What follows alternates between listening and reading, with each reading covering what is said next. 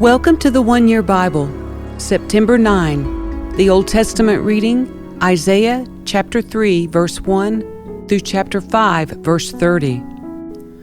The Lord of heaven's armies, will take away from Jerusalem and Judah everything they depend on, every bit of bread and every drop of water, all their heroes and soldiers, judges and prophets, fortune tellers and elders, army officers and high officials, advisors, skilled sorcerers, and astrologers. I will make boys their leaders and toddlers their rulers. People will oppress each other, man against man, neighbor against neighbor. Young people will insult their elders, and vulgar people will sneer at the honorable. In those days a man will say to his brother, "Since you have a coat, you will be our leader. Take charge of this heap of ruins." But he will reply, "No, I can't help. I don't have any extra food or clothes. Don't put me in charge."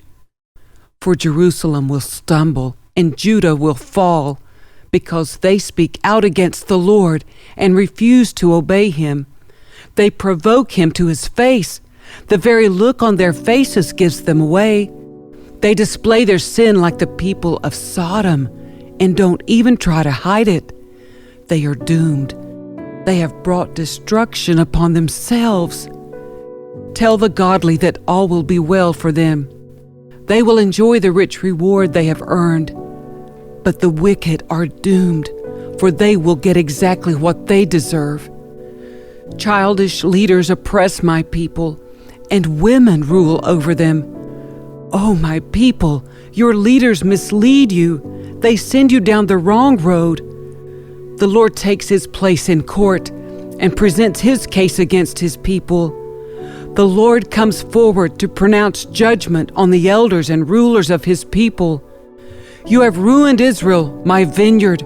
Your houses are filled with things stolen from the poor. How dare you crush my people, grinding the faces of the poor into the dust, demands the Lord of heaven's armies. The Lord says, "Beautiful Zion is haughty, craning her elegant neck, flirting with her eyes, walking with dainty steps, tinkling her ankle bracelets. So the Lord will send scabs on her head. The Lord will make beautiful Zion bald.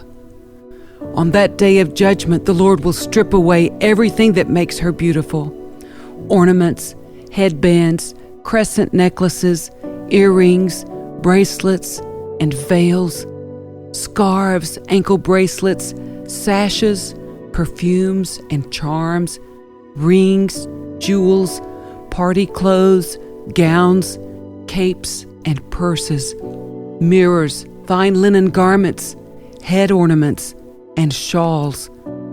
Instead of smelling of sweet perfume, she will stink.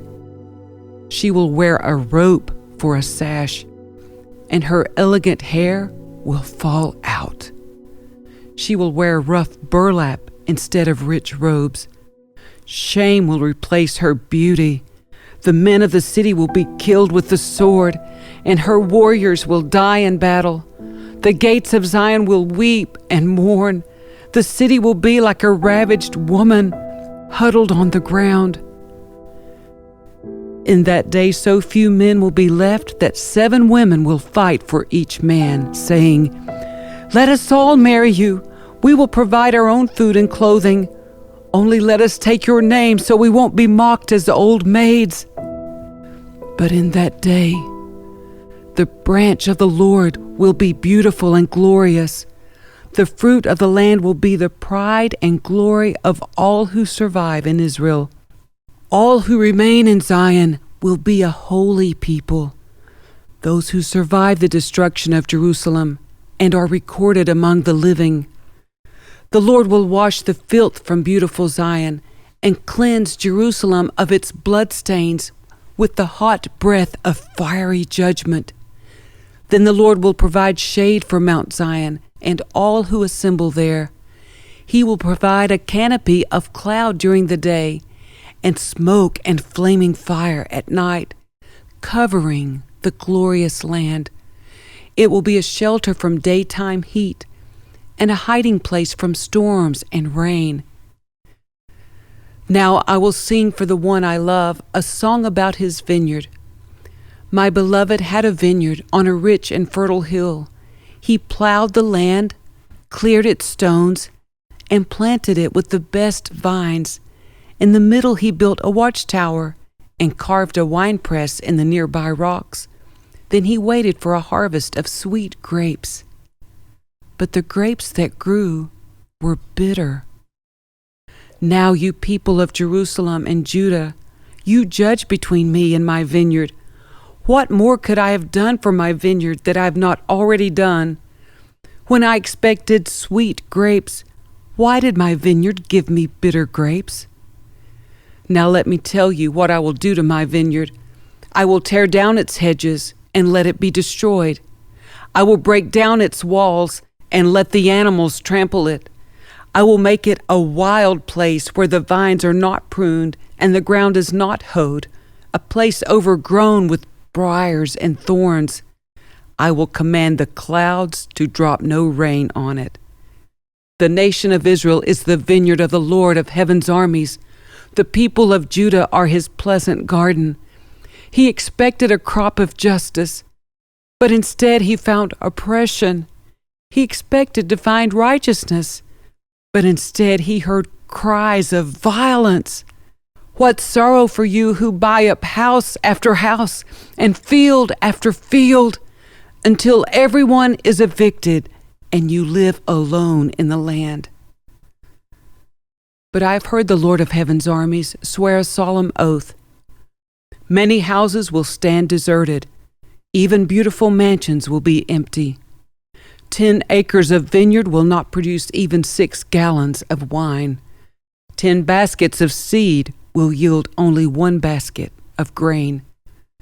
What sorrow for those who get up early in the morning looking for a drink of alcohol and spend long evenings drinking wine to make themselves flaming drunk. They furnish wine and lovely music at their grand parties, lyre and harp, tambourine and flute. But they never think about the Lord or notice what He is doing.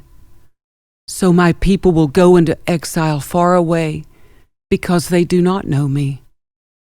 Those who are great and honored will starve, and the common people will die of thirst. The grave is licking its lips in anticipation, opening its mouth wide. The great and the lowly and all the drunken mob will be swallowed up. Humanity will be destroyed, and people brought down. Even the arrogant will lower their eyes in humiliation. But the Lord of heaven's armies will be exalted by His justice. The holiness of God will be displayed by His righteousness. In that day, lambs will find good pastures, and fattened sheep and young goats will feed among the ruins. What sorrow for those who drag their sins behind them with ropes made of lies, who drag wickedness behind them like a cart. They even mock God and say, "Hurry up and do something. We want to see what you can do. Let the Holy One of Israel carry out His plan, for we want to know what it is." What sorrow for those who say that evil is good and good is evil, that dark is light and light is dark, that bitter is sweet and sweet is bitter. What sorrow for those who are wise in their own eyes and think themselves so clever. What sorrow for those who are heroes at drinking wine and boast about all the alcohol they can hold. They take bribes to let the wicked go free, and they punish the innocent. Therefore, just as fire licks up stubble and dry grass shrivels in the flame, so their roots will rot and their flowers wither, for they have rejected the law of the Lord of heaven's armies. They have despised the word of the Holy One of Israel. That is why the Lord's anger burns against his people, and why he has raised his fist to crush them. The mountains tremble, and the corpses of his people litter the streets like garbage. But even then the Lord's anger is not satisfied. His fist is still poised to strike. He will send a signal to distant nations far away and whistle to those at the ends of the earth. They will come racing toward Jerusalem. They will not get tired or stumble. They will not stop for rest or sleep. Not a belt will be loose, not a sandal strap broken. Their arrows will be sharp and their bows ready for battle. Sparks will fly from their horses' hooves, and the wheels of their chariots will spin like a whirlwind. They will roar like lions, like the strongest of lions. Growling, they will pounce on their victims and carry them off, and no one will be there to rescue them. They will roar over their victims on that day of destruction like the roaring of the sea. If someone looks across the land, only darkness and distress will be seen. Even the light will be darkened by clouds.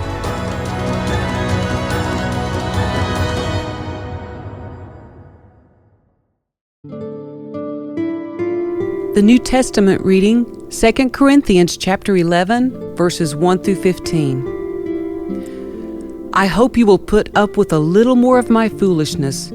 Please bear with me, for I am jealous for you with the jealousy of God Himself.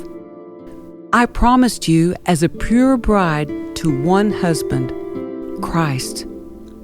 But I fear that somehow your pure and undivided devotion to Christ will be corrupted, just as Eve was deceived by the cunning ways of the serpent. You happily put up with whatever anyone tells you, even if they preach a different Jesus than the one we preach, or a different kind of spirit than the one you received, or a different kind of gospel than the one you believed. But I don't consider myself inferior in any way to these super apostles who teach such things. I may be unskilled as a speaker, but I'm not lacking in knowledge. We have made this clear to you in every possible way. Was I wrong when I humbled myself and honored you by preaching God's good news to you without expecting anything in return? I robbed other churches by accepting their contributions so I could serve you at no cost. And when I was with you and didn't have enough to live on, I did not become a financial burden to anyone. For the brothers who came from Macedonia brought me all that I needed. I have never been a burden to you, and I never will be. As surely as the truth of Christ is in me, no one in all of Greece will ever stop me from boasting about this. Why? Because I don't love you? God knows that I do. But I will continue doing what I have always done. This will undercut those who are looking for an opportunity to boast that their work is just like ours. These people are false apostles. They are deceitful workers who disguise themselves as apostles of Christ. But I'm not surprised. Even Satan disguises himself as an angel of light. So it is no wonder that his servants also disguise themselves as servants of righteousness. In the end, they will get the punishment their wicked deeds deserve.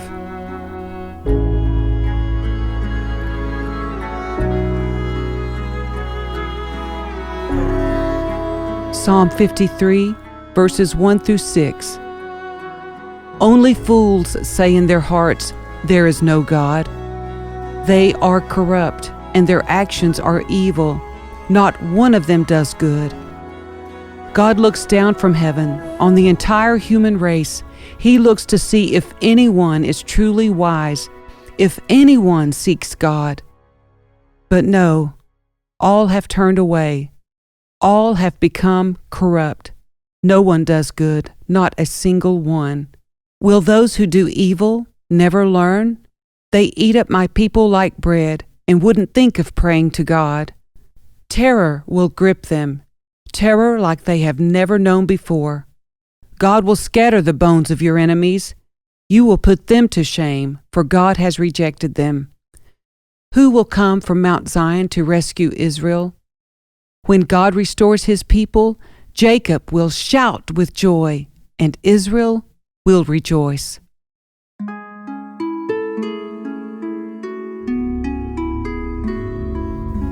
Proverbs 22, verses 28 and 29. Don't cheat your neighbor by moving the ancient boundary markers set up by previous generations.